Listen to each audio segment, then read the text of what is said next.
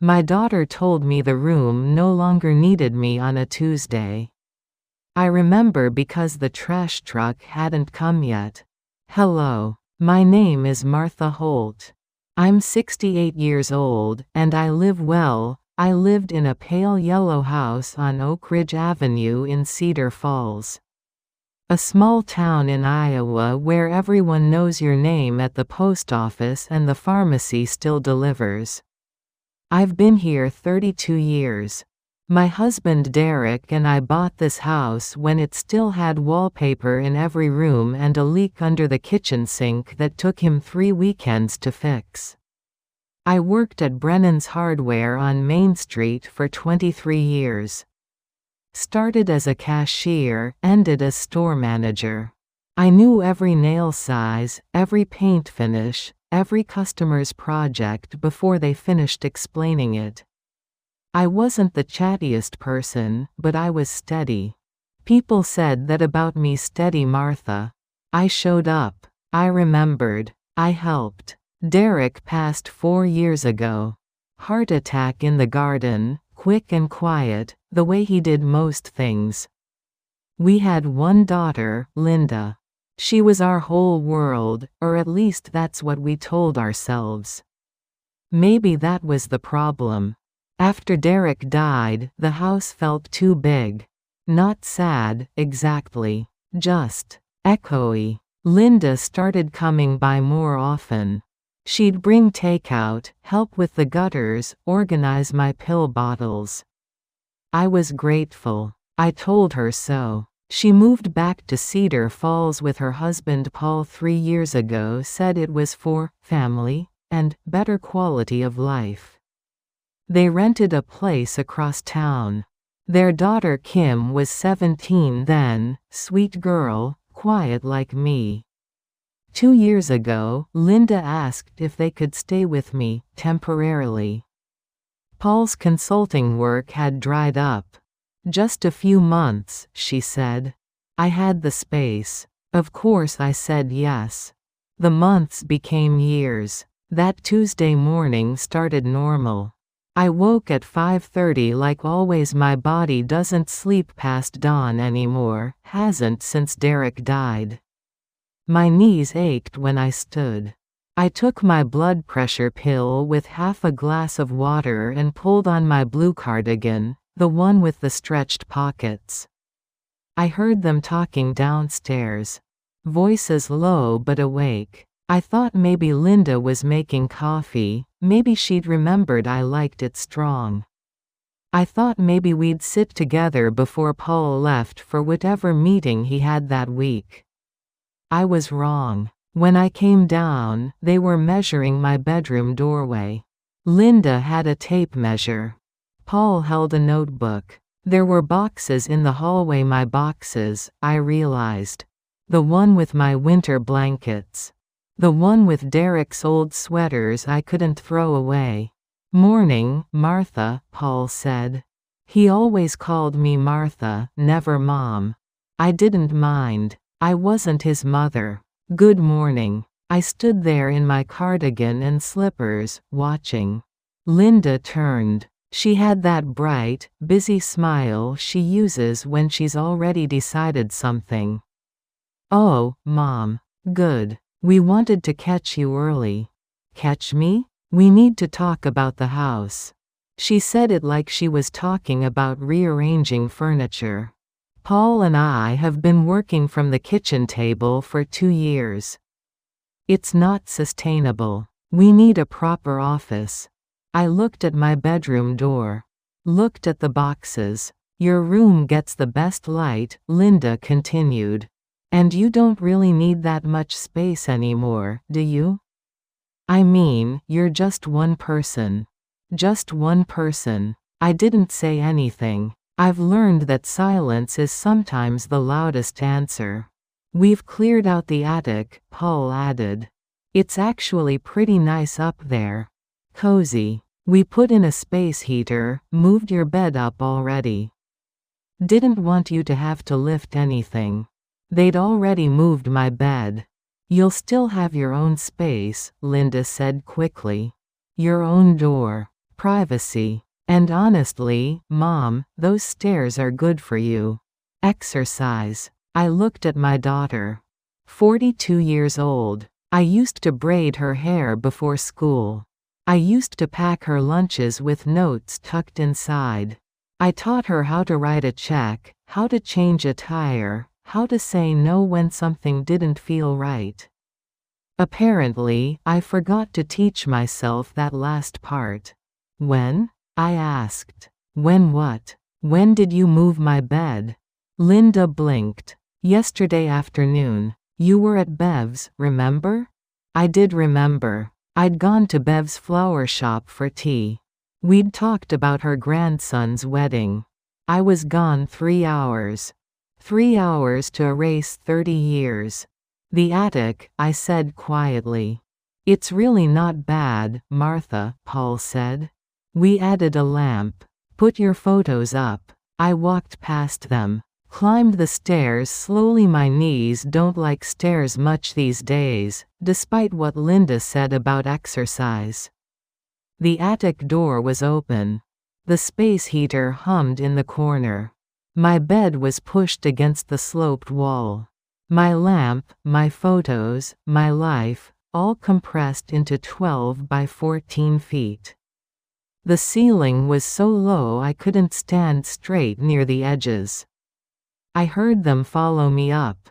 Linda touched my shoulder. See? It's kind of charming. Like a little nest. A nest. Like I was something small that needed tucking away. I made up the bed with your blue sheets, she added. The ones you like. I looked at her hand on my shoulder. Looked at Paul standing in the doorway with his notebook. Looked at the window, small, narrow, facing the backyard where Derek used to grow tomatoes. I could have said 100 things. I could have said, this is my house. I could have said, you had no right. I could have said, get out. But I grew up in a generation that didn't make scenes. That didn't raise voices. That smiled when things hurt and said, thank you, when we meant, stop. So I said, I see. Linda exhaled like I'd given her permission. I knew you'd understand. You always understand. She kissed my cheek and went back downstairs. Paul mumbled something about paint samples and followed her. I sat on my bed. The springs creaked differently than they did in my old room. The ceiling slanted above me like a hand pressing down. I didn't cry. I'm not sure I even felt sad, exactly. What I felt was awake. Like something that had been sleeping in me for a very long time had just opened its eyes. That night, I lay in my attic bed and listened to them laughing downstairs in what used to be my room. I heard the clink of wine glasses. I heard Paul say, this is so much better. And I thought about all the times I'd said yes when I meant no. All the checks I'd written. All the space I'd given. All the ways I'd made myself smaller so they could be bigger. I thought about Derek. About what he'd say if he could see this. And then I thought about something else. I thought about the bank account. The automatic transfers. The will sitting in Walter's office with Linda's name all over it. I thought about my name. Martha Holt. Not, Mom. Not, just one person. Martha. Somewhere in the dark, I made a decision. I didn't know all the steps yet. But I knew the direction. I was done being moved. The paint smell woke me 3 days later. Sharp. Chemical. The kind that sticks in your throat. I opened my attic door and it hit me like a wall fresh latex, that fake, coastal breeze, scent that's supposed to make you think of vacation but mostly just makes you think of hardware stores. I went downstairs. My old bedroom door was open. The room was white now. Bright, sterile white. My curtains were gone, the cream ones with the small roses that I'd hung the week we moved in. The nail holes were spackled over.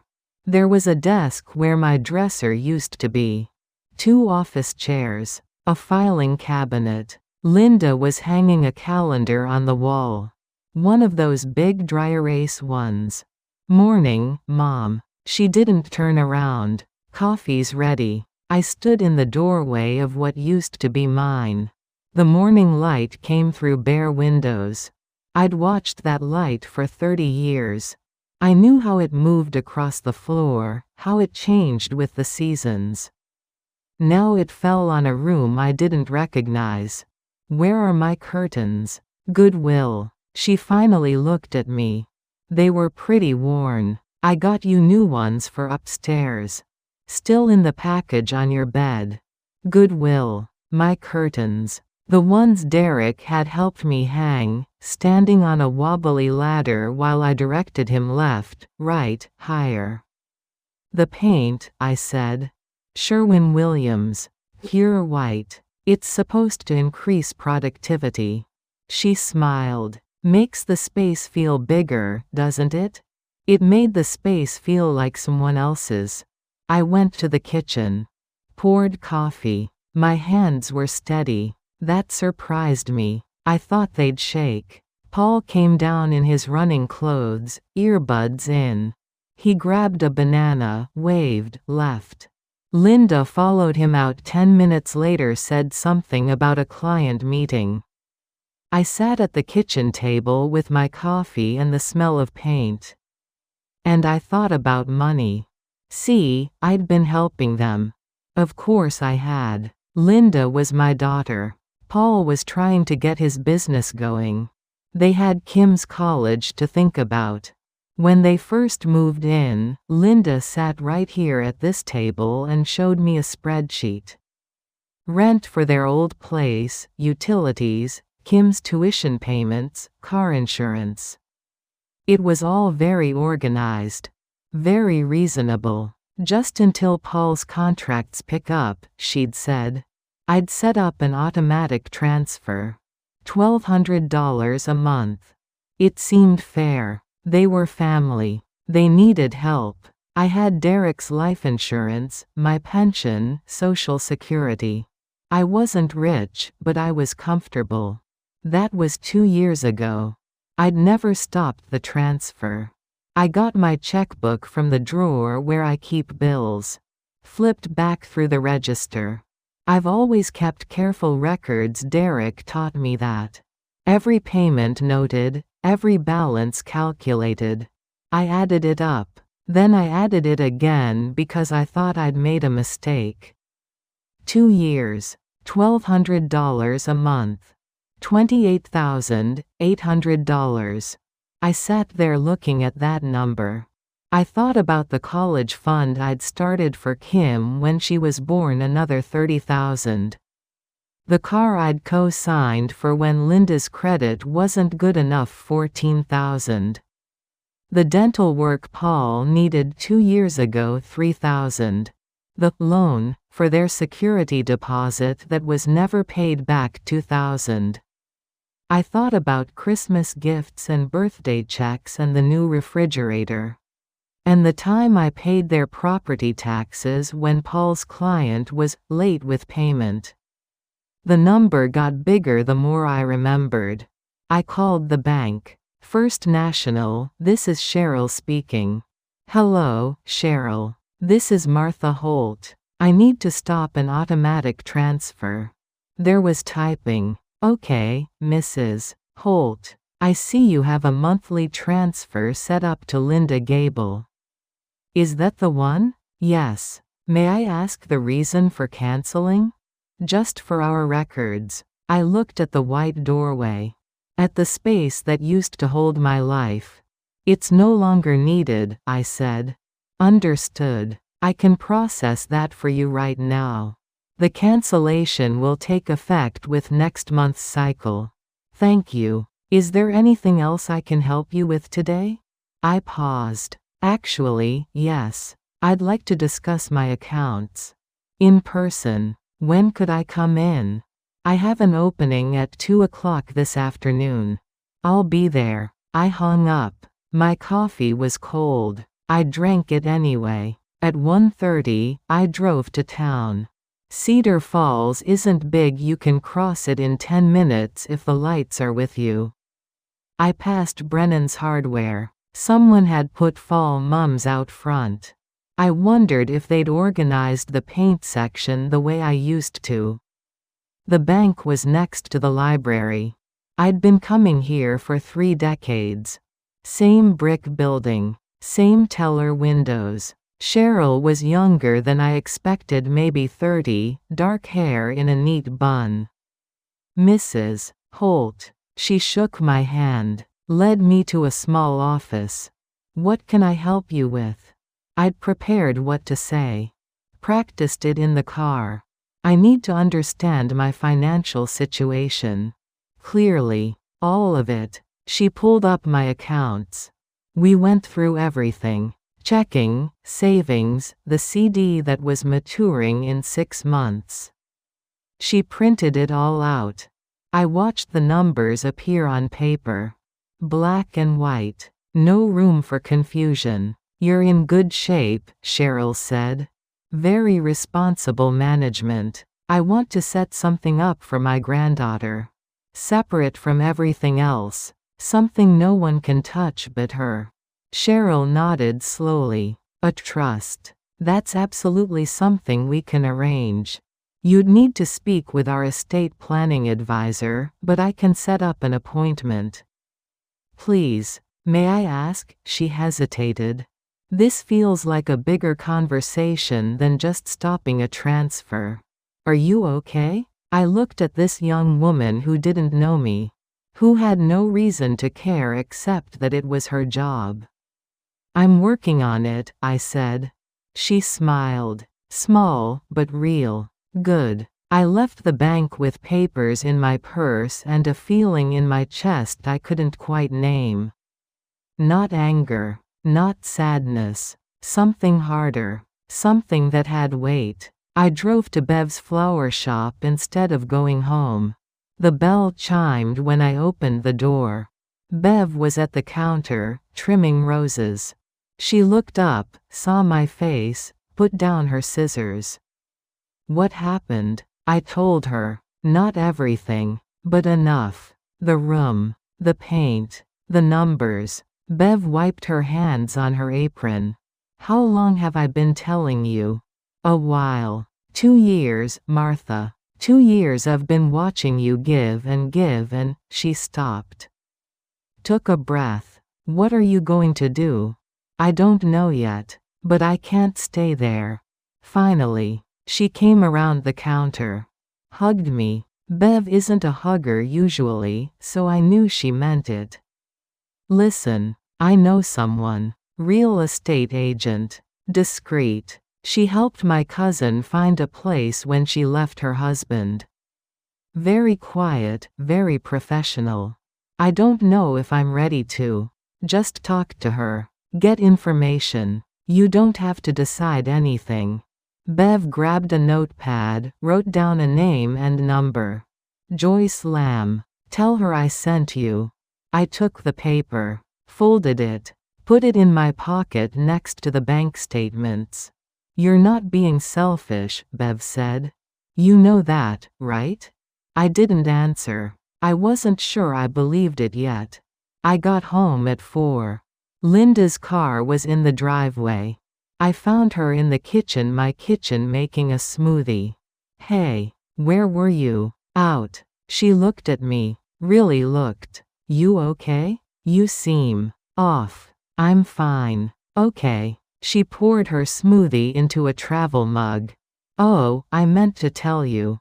Paul and I are having some people over Friday night.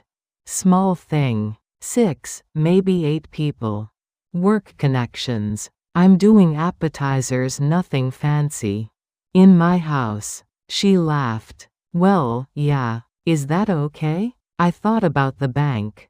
About the number. About $28,800. I suppose it'll have to be. Something flickered across her face. Confusion, maybe. Or the first edge of worry. Mom. Seriously. What's going on? Nothing's going on, Linda. You're being weird. I'm being quiet. There's a difference. She stared at me for a long moment. Then shook her head. Okay, whatever. I have a call in 5 minutes. She left. I heard her footsteps on the stairs. Heard my old bedroom door close. I sat at the kitchen table. Pulled out the paper Bev gave me. Looked at the name. Joyce Lamb. My phone was in my pocket. I could call right now. I could start something I wasn't sure I could finish. But I thought about the attic. About the low ceiling and the slanted walls. About the smell of paint erasing 30 years.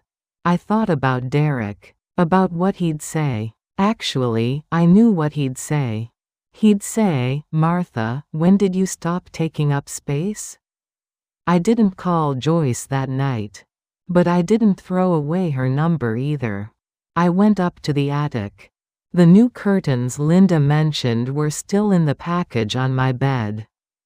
Beige. Practical. Cheap. I left them in the package. And I sat there in the almost dark, listening to voices downstairs, and I made a list in my head. Not a long list. Just a simple one. Things I've given. Things I'm owed. Things I'm taking back. It was a short list. But it was mine. I called Joyce Lamb on Thursday morning. Linda and Paul were both out. The house was quiet. I sat at the kitchen table with my coffee and the piece of paper Bev had given me. My hands were steadier than I expected. Lamb Realty, this is Joyce. Hello. My name is Martha Holt. Beverly Chen gave me your number. Oh, Bev. How is she? Her voice was warm. Professional, but warm. She's well. She thought you might be able to help me. I'd be happy to try. What are you looking for? I hadn't said it out loud yet. Not to anyone. Not even to myself, really. I need to find a place to live. There was a pause. Not judgment. Just space. Okay, Joyce said. Tell me what you need. We talked for 20 minutes. I told her my budget, careful not to say too much, but enough. 1 bedroom. Quiet. I didn't need much space. I'd had much space. It hadn't protected me. I have a few properties that might work, she said. Nothing on the market yet. Quiet listings. Would you like to see them? Yes. How about Saturday? 10 o'clock? That's fine. Martha, she said, and her voice shifted slightly. Bev told me a little about your situation. Not details, just context. I want you to know this is confidential. Whatever you decide, however long it takes, that's between you and me. My throat tightened. I hadn't expected kindness to hurt. Thank you. After I hung up, I sat there for a long time. Then I did something I'd been avoiding. I got the file box from the hall closet. The one where I keep tax returns, bank statements, receipts. I've always been organized. Derek used to tease me about it, said I could file a paperclip if I wanted to. I spread everything out on the dining room table. 10 years of documents. I started with the recent stuff. The automatic transfers to Linda. Then I went backward. College fund contributions. Car payments. Insurance co-signs. The list I'd started making in my head, now it was real. On paper. In my handwriting. I got a calculator. Added it up properly this time. Every check, every transfer, every loan. The number made me sit down. $142,300. I stared at it. Checked it twice. 3 times. $142,000 in 12 years. I thought about my house. About how I'd almost paid off the mortgage when Derek died. About how I could have been free and clear by now if I hadn't been so generous. Or so foolish. I wasn't sure which word fit. I heard a car door. Looked out the window. Kim's car, the little Honda she drove home from college on weekends. She came in through the kitchen door. Saw me at the table with papers everywhere. Grandma? I looked at her. 20 years old. Derek's eyes. My careful hands. Hi, sweetheart. She dropped her backpack. Came closer. Looked at the papers. What are you doing? Math. She sat down across from me. Picked up one of the bank statements. I didn't stop her. This is a lot of money, she said quietly. Yes. Did you give all this to Mom? I nodded. Kim put the paper down. Does she know you're looking at this? No. Good. I looked at her. Really looked. What do you mean, good? She bit her lip. Glanced toward the stairs like she was checking if we were alone. Grandma, I love my mom. But Kim stopped. Started again. She doesn't see it. How much she takes. She thinks she's just accepting help. She doesn't add it up. Did you know? About the transfers? I knew about some of it. The college fund, yeah. And I heard them talking once about how Mom's helping with cash flow. But I didn't know it was this much. She touched the paper with the total. This is more than my entire tuition. We sat there, quiet. I didn't ask for this, Kim said. The college money. I could have gone to state school. Gotten loans. I told them that. I know. Are you mad at me? No, honey. Not at you. She looked relieved. Then worried again. What are you going to do? I don't know yet. But I'm working on it. Kim reached across the table. Took my hand. Her grip was strong. Whatever it is, she said, I'm on your side. Something in my chest loosened. Just a little. But enough. After Kim left, I called Walter Hobson. He'd been Derek's lawyer, then mine. Estate planning, mostly. He'd helped us with the will after Derek died. Martha. It's been a while. It has. Walter, I need to make some changes. To the will? Yes. And I need to do it soon. He didn't ask questions. That's why I liked him. Can you come in tomorrow? Say, 11? I'll be there. That night, Linda came home late. I was in the living room, reading. Or pretending to. I'd read the same page 4 times. Mom. Still up? Couldn't sleep. She sat down on the couch. Looked tired. Older than 42. Listen, she said. I wanted to talk to you about Friday. The dinner party. What about it? I know it's a lot, having people over. If you want, you can just stay upstairs. No pressure to socialize. Stay upstairs. In the attic. Out of sight. It's my house, Linda.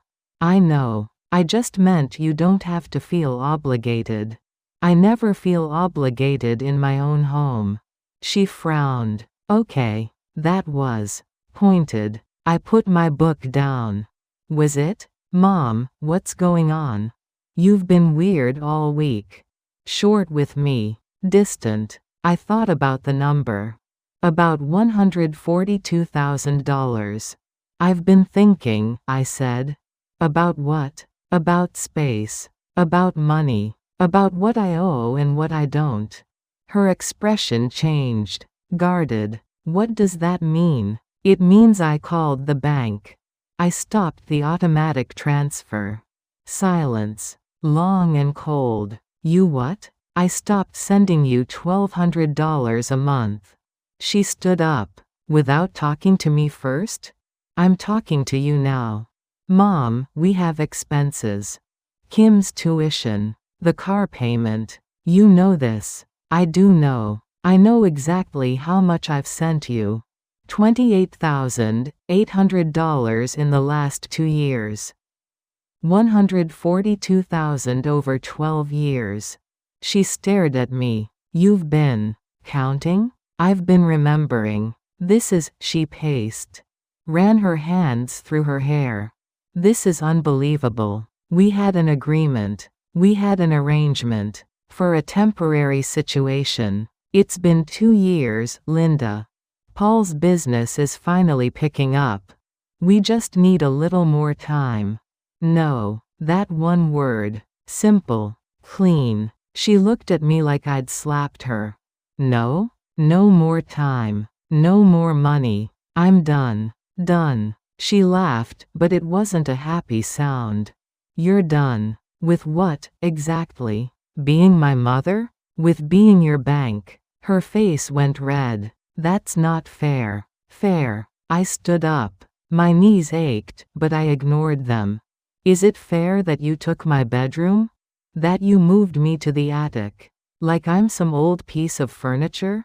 Is it fair that you painted over 30 years of my life without asking? We needed the space. So did I. She was breathing hard. I was breathing hard. I can't believe you're doing this, she said. I can't believe it took me this long. She grabbed her phone. Her purse. I need air. She left. Didn't slam the door, but closed it hard enough. I sat back down. My hands were shaking now.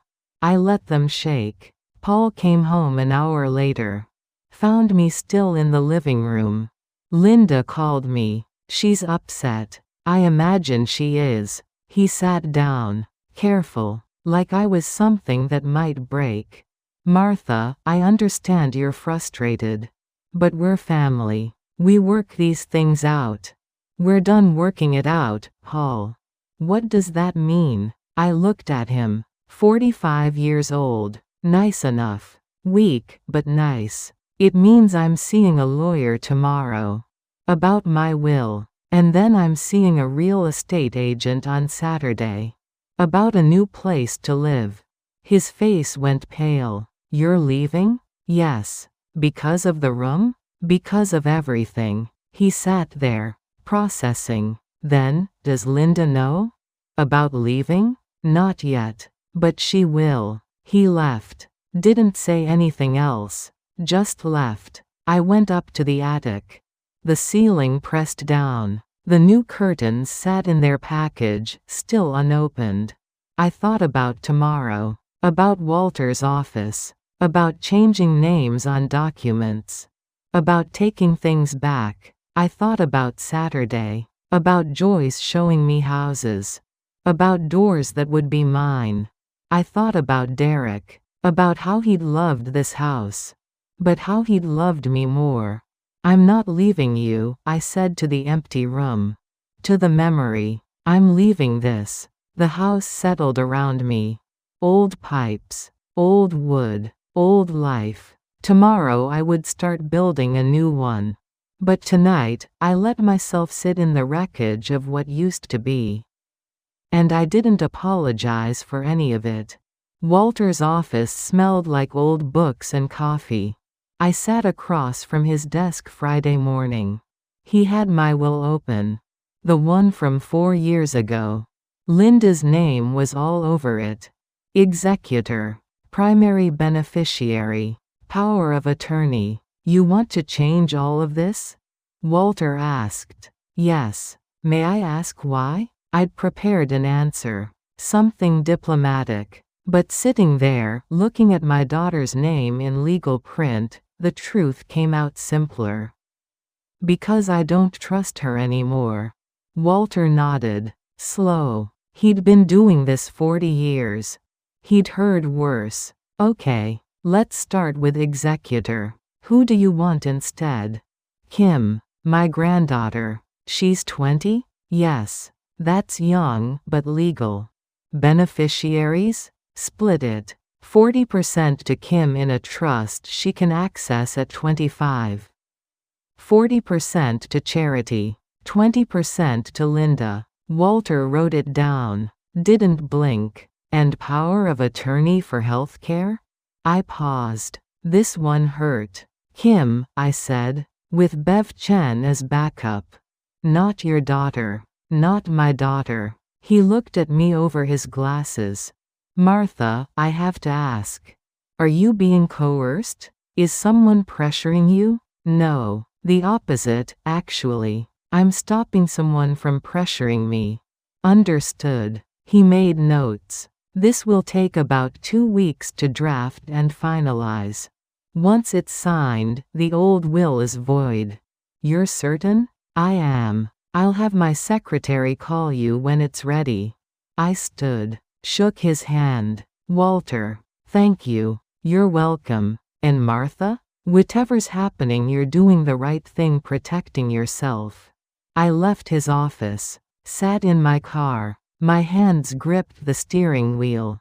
One thing done. I met Joyce at 10 o'clock Saturday morning. She drove, said it was easier than following each other. We looked at 3 places. 2 were wrong immediately. Too big, too suburban, too much like what I was leaving. The 3rd place was different.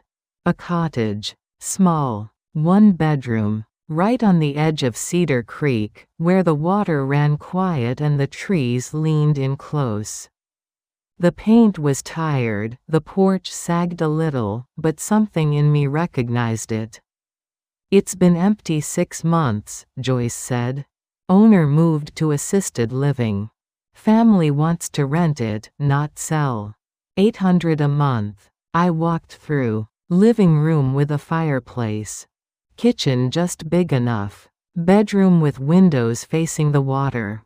No attic. No stairs. Can I see the lease? Joyce smiled. I brought it with me. We sat on the porch.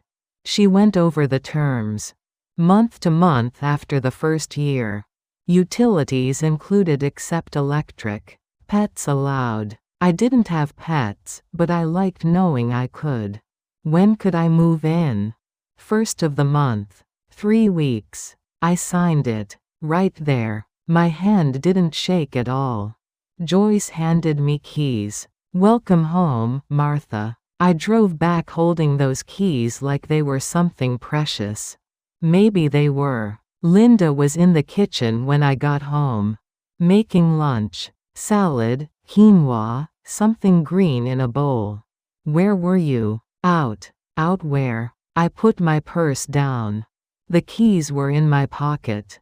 Heavy. Real. I saw a lawyer yesterday. And a real estate agent this morning. She stopped chopping. Knife in midair. What? I'm moving out. 3 weeks. The knife clattered on the cutting board. You're what? Moving. I signed a lease. It's done. Her face went through several expressions. Shock. Confusion. Anger. You can't be serious. I am. Mom. This is insane. You can't just. Where are you even going? A cottage. On Cedar Creek. A cottage. She laughed. Hi. Thin. You're 68 years old. What are you going to do in a cottage by yourself? Live. This is about the room. Jesus. Fine. You can have your room back. We'll figure something else out. It's not about the room, Linda. Then what? The money? Because I can explain. I don't need an explanation. I need you to leave. Silence. Complete. Leave, she repeated. You and Paul. You have 3 weeks. Find somewhere else. This is my home. No, it's my house. There's a difference. She was breathing fast. Face red. Hands shaking. I can't believe you. After everything we've done for you. What exactly have you done for me? We moved back here to be close to you. We take care of you. Take care of me? I stepped closer. Linda, you took my bedroom. You moved me to the attic. You spend my money like it's yours. When's the last time you asked me how I was? Really asked? I ask all the time. No, you tell me how you are.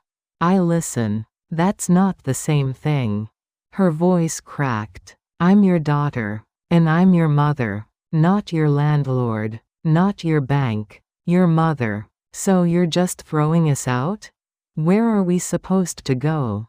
I don't know, Linda. Where were you planning to go when you moved in, temporarily, 2 years ago? She grabbed her phone. Typed something fast. Pacing. I'm calling Paul. Call him. She did. Put it on speaker. I didn't ask her to. She just did. Paul. She's kicking us out. His voice came through. Distant. Careful. What? Mom signed a lease. She's moving. She wants us gone in 3 weeks. Pause. Then, okay. Linda stared at the phone.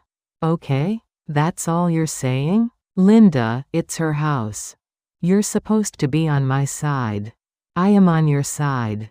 But she's right. We've been here too long. Linda's face crumpled. I can't believe this. She hung up. Threw the phone on the counter. Everyone's against me. No one's against you. I'm just for myself now.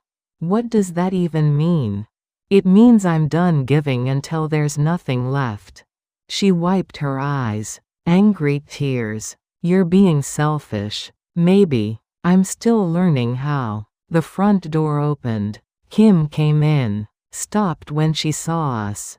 What's happening? Linda turned to her. Your grandmother is kicking us out. Kim looked at me. Then at her mother. Good. Linda's mouth fell open. What did you say? I said good. Grandma, I'm glad you're doing this. Kim. Mom, stop. Just stop. We've been using her. You know we have. We have not. We took her room. She lives in an attic. You spend her money and act like it's a favor because you keep her company. Linda's voice went quiet. Dangerous. Get out. What? I said get out. If you're going to side with her, leave. Kim looked at her mother. Then at me. I'll help you pack, Grandma. Whenever you're ready. She walked past Linda. Went upstairs. Linda turned back to me.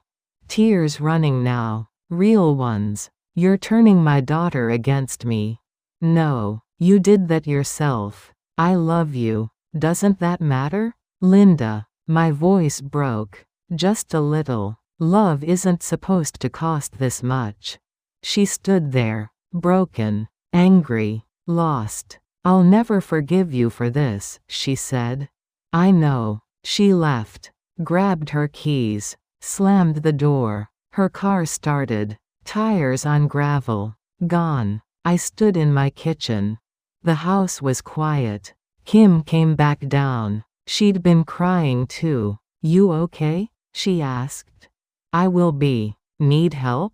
Not yet. But soon. She hugged me. Long. Tight. I'm proud of you, Grandma. I held her. This girl who was brave enough to choose right over easy. Thank you, honey. After she left, I went upstairs. Not to the attic. To my old room. The white office. I stood in the doorway. Looked at the desk. The filing cabinet. The dry erase calendar. And I felt nothing. No anger. No sadness. Nothing. It was just a room. 3 weeks later, I would leave this house. I would take my clothes, my photos, my life. I would leave the furniture. Leave the memories. Leave Linda's name in my old will until the new one was ready. But that night, standing in that white room, I knew something for certain. I was already gone. The hardest part was over. Now I just had to live with it. The cottage smells like cedar and river air. I've been here 4 months now. 4 months of learning how to live small. How to live quiet. How to live mine. The move happened fast once it started. Kim helped me pack. She labeled boxes, wrapped dishes, carried things to her car and mine. Linda stayed away. Paul came by once, apologized for everything, took some furniture I didn't want. He looked tired. Smaller, somehow. I didn't take much. Clothes. Photos. My sewing machine. The quilt I'd been working on for 3 years, the one I'd never finished because there was always something else, someone else who needed me more.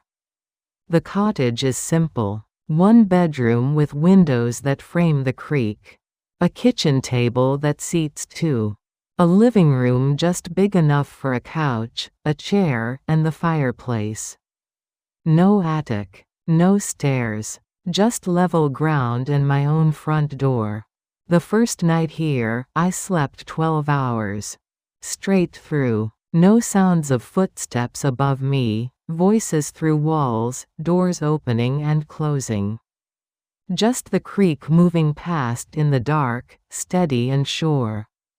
I wake early still. My body doesn't know how to sleep late. But now when I wake, I make coffee in my own kitchen. I sit on my porch and watch the light change on the water. Sometimes I see a heron. Sometimes deer. Sometimes nothing but trees and sky. It's enough. Kim comes by every Sunday. We have breakfast together. Eggs, toast, nothing fancy. We talk about her classes. She's studying social work now, changed from business. She said she wants to help people who feel stuck. I didn't ask if I inspired that. Some things you don't need to name. Last Sunday, she brought mail that had been forwarded. Bills, mostly. A catalog. And a letter. Linda's handwriting. I held it for a long time. Kim watched me. You going to open it? I don't know yet. You don't have to. I put it on the table. We finished breakfast. Kim washed dishes while I dried. After she left, I looked at the letter again. I didn't open it. Maybe I will someday. Maybe I won't. But right now, not answering feels like the most honest thing I can do. Linda wants forgiveness, probably. Or understanding. Or a door back in.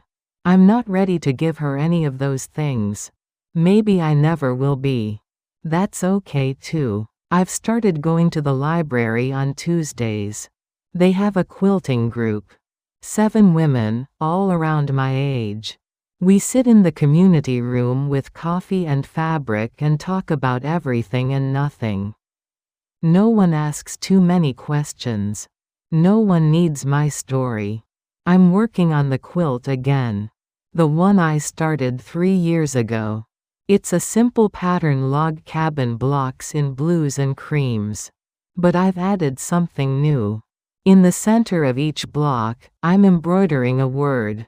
Martha, Holt, strong. Here, mine. Words I'm learning to say again. Words I'm stitching back into my life. One of the women, Carol, asked me last week what the quilt was for. It's for me, I said. She smiled. Good answer. The cottage costs less than I expected. $800 a month, utilities included. I still have my pension. Social Security. The savings I didn't give away. Walter called 2 weeks ago. The new will is signed and filed. Kim knows. Linda doesn't. That's how I want it. I'm not rich. But I'm not poor either. And for the first time in years, my money is mine. I've stopped apologizing for taking up space. Stopped saying, I'm sorry, when I mean, no. Stopped answering questions I don't want to answer. It's harder than it sounds. 68 years of conditioning doesn't disappear overnight. Sometimes I still reach for my phone to call Linda, to check if she's okay, to smooth things over. Then I remember the attic. The paint smell. The white walls. And I put the phone down. Some bridges you burn. Some bridges you just stop maintaining. Both are okay. Last week, Bev came for tea. She brought flowers from her shop, daisies, bright and honest. You look different, she said. Different how? Lighter. Like you're not carrying something heavy anymore. She was right. I hadn't noticed until she said it. But my shoulders don't hurt as much. My jaw isn't tight. I sleep without grinding my teeth. I'm lighter. We sat on the porch. Watched the creek. Bev told me about her grandson's wedding, about the flower arrangements, about the bride who cried when she saw them. I told her about the quilting group. About Kim's new major. About the heron I'd seen that morning. We didn't talk about Linda. There was nothing left to say. Before she left, Bev hugged me. I'm proud of you, you know. For what? For choosing yourself. After she left, I sat with those words. Choosing yourself. Like it was a decision. Like it was allowed. I guess it is. The quilt is almost finished now. Just a few more blocks to embroider. Then I'll bind the edges, wash it, let it soften. I'll put it on my bed. In my cottage. In my life. And every night when I pull it up to my chin, I'll see my own name looking back at me. Martha. Not Mom. Not Grandma. Not someone's ATM or furniture to move around. Just Martha. That's who I'm learning to be again. It's strange, at 68, to feel like you're meeting yourself for the first time. But that's what this feels like. A reintroduction. Hello, Martha. Here you are. You've been here all along. I don't know what happens next. Maybe Linda will reach out again. Maybe we'll talk, or maybe we won't. Maybe she'll understand someday, or maybe she'll stay angry. I can't control that. I can only control my door, my space, my name. Kim asked me last Sunday if I was lonely. No, I said. I'm alone. That's different. Lonely is wanting something you don't have. Alone is choosing your own company. I'm alone. And I'm fine. The creek moves past my window every day. The seasons change. Winter is coming, I can feel it in the air, that sharpness that means cold is near. I've stocked firewood, bought warm blankets, prepared. I'm good at preparing now. At taking care of myself. If you're listening to this, if you're someone who gives until there's nothing left, someone who's been moved to the attic of their own life. Someone who's forgotten their own name, I want you to know something. It's not too late. It's never too late to choose yourself. To set down what doesn't belong to you. To walk away from rooms that don't have space for you anymore. It's scary. I won't lie about that. There were nights in this cottage when I wondered if I'd made a mistake. If I'd been too harsh. Too selfish. But then the sun comes up over the creek. And I make my coffee. And I sit in my own chair, at my own table, in my own quiet. And I know I made the right choice. You can't pour from an empty cup. I heard that once and thought it was just something people said. But it's true. I poured and poured until there was nothing left. Until I was the empty one. Now I'm filling back up. Slowly. With silence. With sunrise. With the sound of my own name in my own voice. Some people will call it selfish. Let them. Some people will say you're abandoning family.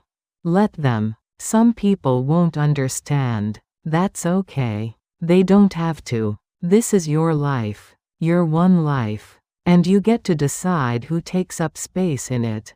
I'm Martha Holt. I'm 68 years old. I live in a cottage by a creek in Cedar Falls, Iowa. And for the first time in a very long time, I'm exactly where I belong. Thank you for listening to my story. For sitting with me through the hard parts and the healing parts. If this resonated with you, if you know someone who needs to hear it, I hope you'll share it. And if you'd like to hear more stories like this, stories about ordinary people finding extraordinary courage in quiet moments, please subscribe to this channel, leave a like, and turn on notifications. Your support means more than you know. It helps these stories reach the people who need them most. Thank you. And remember, it's never too late to stitch your own name back into your life.